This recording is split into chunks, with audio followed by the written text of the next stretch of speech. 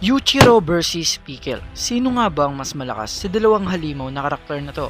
Yan ang pag-uusapan natin sa videong ito. Alam naman natin na etong si Pickle ay galing nga sa sinaunang panahon, kung saan ang mga pinapatay niya nga at mga tinatalo niya doon ay etong mga malalaking dinosaur. At alam naman natin kung gaano kalakas etong mga dinosaur, lalo na etong T-Rex. Samantalang eto naman si Yuichiro Hanma ang nagpatunay na kaya niyang lagpasan ang limitasyon ng isang tao, kung saan pinatunayan nga neto ni Yuichiro Hanma na may mas ilalakas pa nga ang isang tao. Kaya nga sa video ito ay pagkukumpara nga natin kung sino nga ba ang mas malakas sa kanilang dalawa. At bago tayo magsimula ay pindutin mo na ang follow o subscribe button na nasa ibaba. At pindutin mo na rin ang like button para na rin sa pagsuporta at pag-unlad ng ating YouTube channel.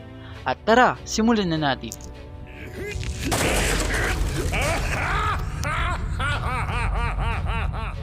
Yuichiro Hanma ang pinagmulan netong Hanma Blood na tinataglay ngayon ng pinakamalakas sa mundo ng Baki na si Yujiro Hanma.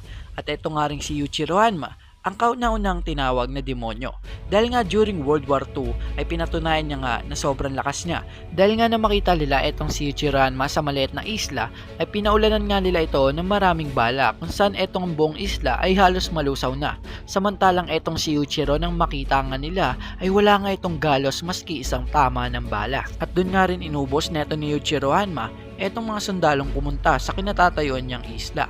At pinuntahan nga rin neto ni Yuichiro Hanma ang kinatatayuan ng general netong US Army. At nang makapunta na nga etong si Yuichiro Hanma sa barko ng USA Army ay nagulat nga etong mga sundalo na nakakita sa kanya.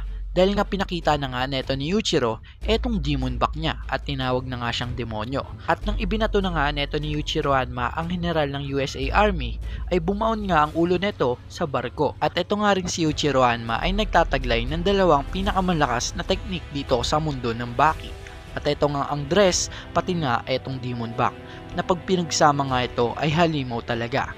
At tumungo naman tayo dito kay Pickle. Dito naman kay Pickle ay siya nga ang may hawak ng pinakamaganda at pinakaperpektong pangangatawan bilang isang fighter dito sa anime series na Baki. Na maski nga itong si Yujiro Hanma ay naiinggit nga sa kanyang pangangatawan. Dahil nga itong pangangatawan neto ni Pickle maski ang bala ay hindi nga bumabaon dito. Pati na nga rin itong truck na ginawa niya na kung saan nawasak nga ang truck ng binangga niya nga ito. At ngayon nga pagkukumpara na nga natin ang kanilang mga lakas. Unahin na nga natin dito sa physical strength.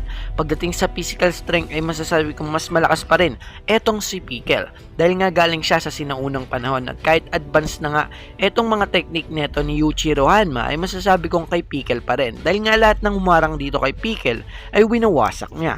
Tulad na lang ng ginamit ng mga pulis dito kay Pickle para huliin siya, na ang robot nga na winasak ni Pickle ay masasabi nating advanced na nga sa ating era ngayon. Pero wala ngang nagawa yun kay Pickle.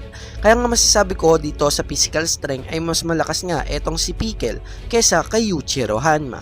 At tumungo naman tayo sa durability. Pagdating naman dito sa durability, ang mas malakas ay walang iba kundi etong si Yuichiro Hanma. Hindi lang dito kay Pickle, kundi sa mundo ng Baki.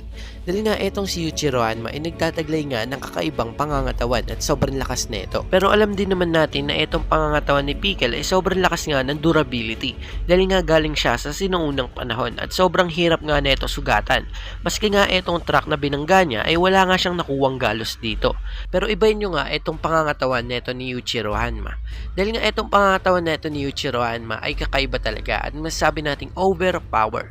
Dahil nga during World War II ay eto nga si Yuichiro Hanma ay pinaulanan ng bala sa maliit na isla. At halos ang isla na yon ay mawasak na.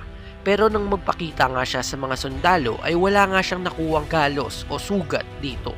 Kaya masasabi nating overpower talaga etong pangangatawan at etong durability neto ni Yuichiro Hanma. At tumungo naman tayo dito sa ating teknik sa pakikipaglaban. Kung usapang teknik nga sa pakikipaglaban ay sigurado nga tayo dito kay Yuichiro Hanma.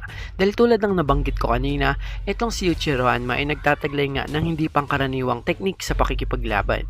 At yun nga etong dress at etong demon back na kung saan dalawa nga lang ang kayang gumamit neto ng sabay. At etong si Yuichiro at etong anak niya na si Yujiro lang. Kaya nga ganun na lang talaga kalakas at kahalimaw etong si Yuichiro Hanma pagdating na lang sa teknik.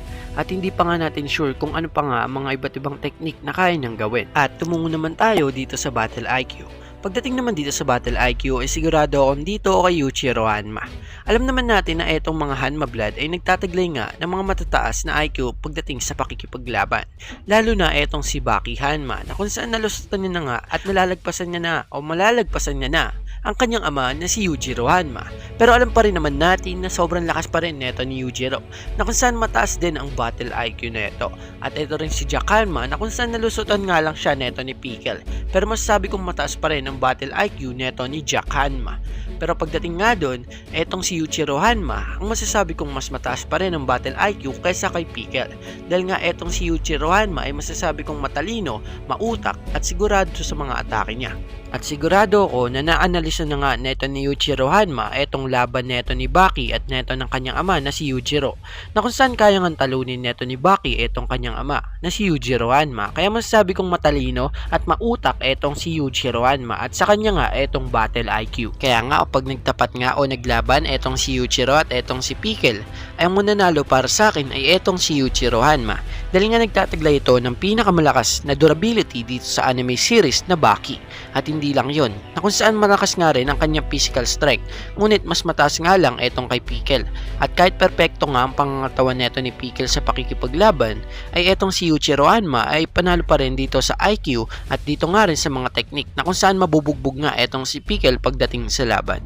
So yun nga mga idol, ang laban neto ni Yuichiro at neto ni Pickle, ang mananalo ay walang iba kundi etong si Yuichiro Hanma. At kung gusto mo nga mga ganitong anime reviews ay sigurado mong pindutin ang like at subscribe button, pati na rin mag-comment ka ng iyong opinion sa laban nila. At maraming salamat sa inyo mga idol dahil nga naabot na natin ang 10,000 subscriber. Maraming salamat sa inyo sa inyong pagsuporta. Peace out mga idol, mag-ingat kayo lagi.